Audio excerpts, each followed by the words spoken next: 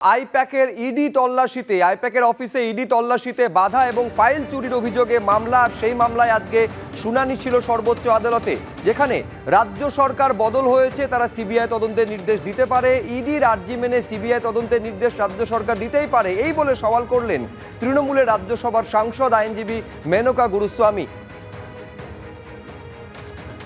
আরেকবার আপনাদের বলবো, আপনারা জানেন যে আইপ্যাকের অফিসে যে ইডির তল্লাশি, যে তল্লাশিতে একেবারে সরাসরি রাজ্যের প্রাক্তন মুখ্যমন্ত্রীর বিরুদ্ধে অভিযোগ ছিল বাধা দেওয়ার এবং ফাইল চুরির, যে মামলার শুনানি সর্বোচ্চ আদালতে হচ্ছে, সেইখানে তৃণমূলের রাজ্যসভার সাংসদ এবং আইনজীবী মেনকা গুরুস্বামী তিনি সওয়াল করেছেন যে ইডির আর্জি মেনে রাজ্য সরকার সিবিআই তদন্তের নির্দেশ দিতেই পারে, রাজ্য সরকার বদল হয়েছে।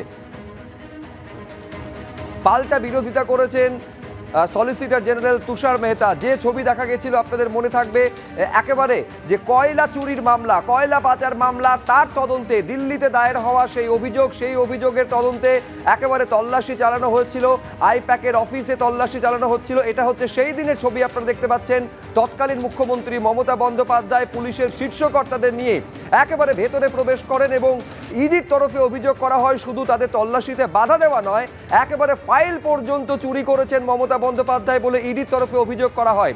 এই গোটা মামলার তদন্ত যেন সিবিআই এর হাতে তুলে দেওয়া হয়, এই আবেদন নিয়ে সর্বোচ্চ আদালতে দ্বারস্থ হয়েছিল এনফোর্সমেন্ট ডিরেক্টরেট এবং সেই মামলার ধারাবাহিকভাবে শুনানি হয়েছে। আজকে যে শুনানি পর্ব ছিল, সেখানে তৃণমূলের রাজ্যসভার সাংসদ এবং আইনজীবী মেনকা গুরুস্বামী এই মর্মে সওয়াল করেছেন যে ইডির আর্জি মেনে সিবিআই তদন্তের নির্দেশ দিতেই পারে, রাজ্য সরকার বদল হয়েছে। পাল্টা বিরোধিতা করেছেন সলিসিটর জেনারেল তুষার মেহতা।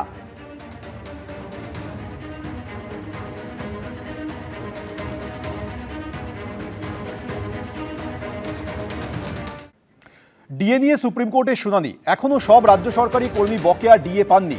অন্তর্বর্তী নির্দেশে অবিলম্বে 25% ডিএ মেটানোর কথা বলা হয়েছিল, তারপরেও এখনো সব রাজ্য সরকারি কর্মী বকেয়া ডিএ পাননি। সুপ্রিম কোর্টের ডিএ মামলার শুনানিতে সওয়াল আইনজীবী বিকাশ রঞ্জন ভট্টাচার্যের। সরকারি কর্মীদের পিএফ অ্যাকাউন্টে টাকা পাঠানো হয়েছে। পিএফ অ্যাকাউন্টে টাকা পাঠালেও 24 মাসের লক ইন পিরিয়ড রয়েছে। লক ইন পিরিয়ড থাকায় অ্যাকাউন্টে টাকা ঢুকলেও তোলা যাচ্ছে না। সুপ্রিম কোর্টে ডিএ মামলায় শুনানিতে সওয়াল রাজ্য সরকারি কর্মীদের আইনজীবীর। বকেয়া ডিএর জন্য 7,700 কোটি টাকা ছাড়া হয়েছে। লক ইন পিরিয়ডের বিষয়ে কিছু জানা নেই।